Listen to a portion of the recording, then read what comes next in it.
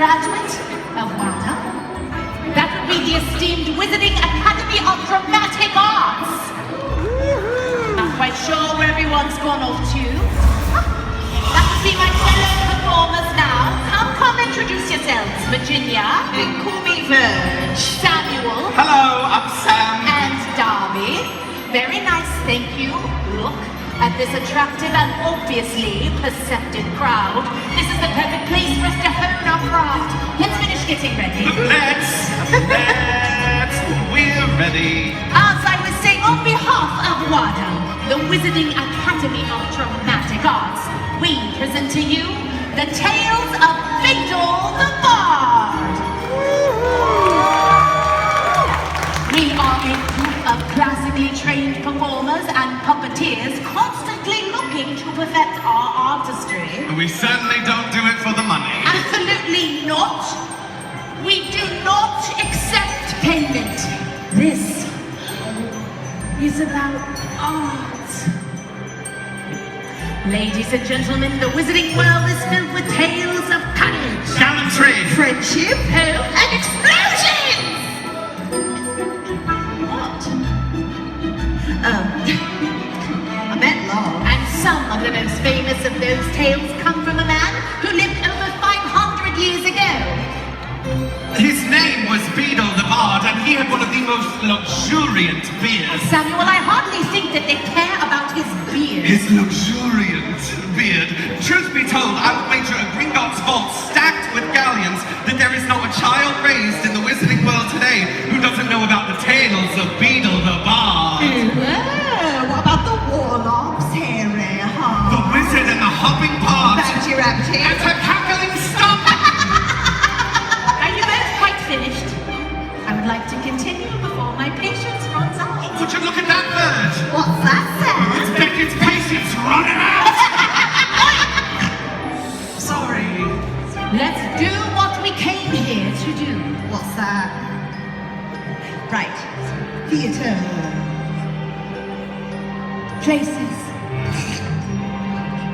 Well, What story are we telling? Got it?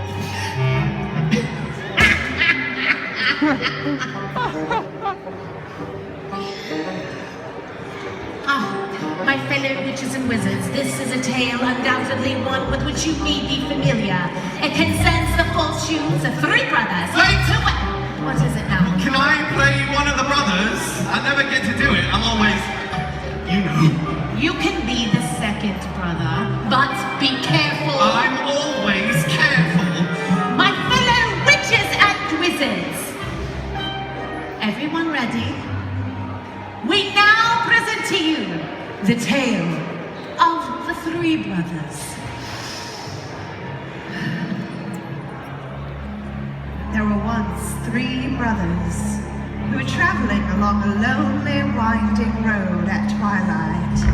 In time, the brothers reached a river too treacherous to pass, but being learned in the magical arts, they simply waved their wands and made a bridge. Before they could cross, however, they found their path blocked by a hooded figure. It was Death, and he felt cheated because travelers usually drowned in the river. But Death was cunning. He pretended to congratulate the three brothers upon their magic and said that each had earned a prize for having been clever enough to evade him. The oldest brother, who was a combative man, asked for a wand more powerful than any in existence. A wand that must always win duels for its owner, so Death fashioned him one from an elder tree that grew nearby. Then the second brother, who was an arrogant man, decided that he wanted to humiliate Death still further and asked for the power to recall others from Death. So Death picked up a stone from the riverbank and gave it to him. Finally, Death turned to the third brother. A humble and wise man, he did not trust Death. So he asked for something that would enable him to go forth from that place without being followed by Death. And Death, most unwillingly, handed over his own cloak of invisibility. In due course, the brothers separated, each for his own destination. The first brother traveled to a distant village where he sought out a wizard with whom he had once quarreled. Naturally, with the Elder Wand as his weapon, he could not fail to win the duel that followed.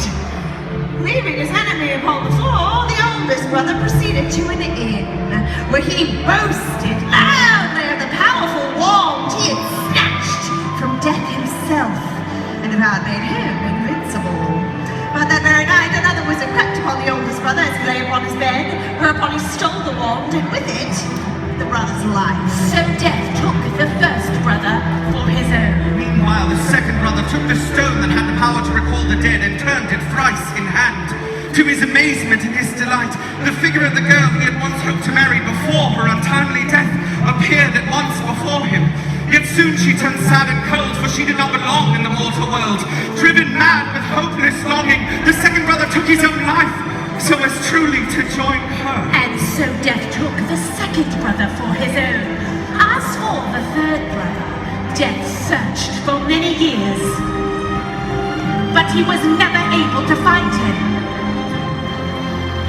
It was only when he had attained a great age that the youngest brother shed the cloak of invisibility.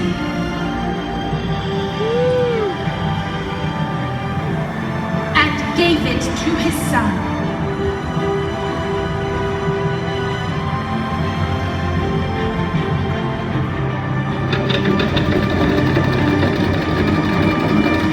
He then greeted Death as an old friend and went with him gladly, departing this life as equals. Thank you for tuning into the Wizarding Wireless Network. And now, a live performance direct from Diagon Alley, featuring that musical marvel, that delectable diva, the spectacular singing sorceress herself, Celestina Warbeck.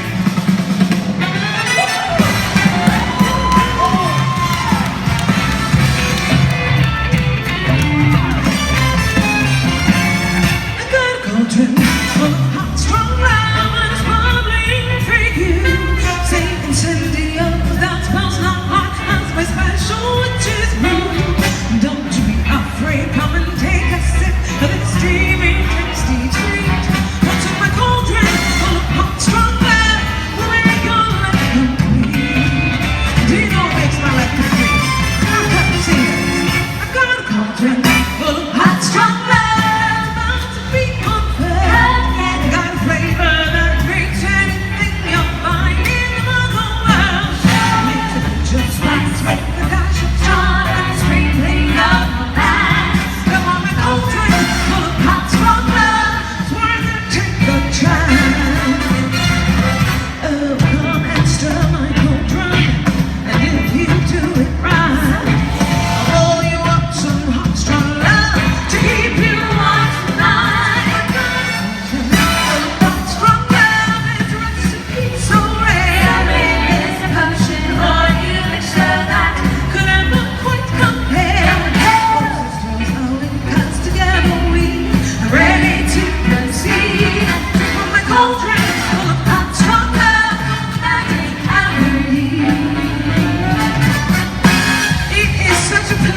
To be here in Diagon Alley, performing for all of you lovelies. As everyone in the Wizarding world knows, I am the one, the only, the witch, who is always on pitch, Celestina Warbeck. And these gorgeous creatures behind me on the banshees. Take a little girl.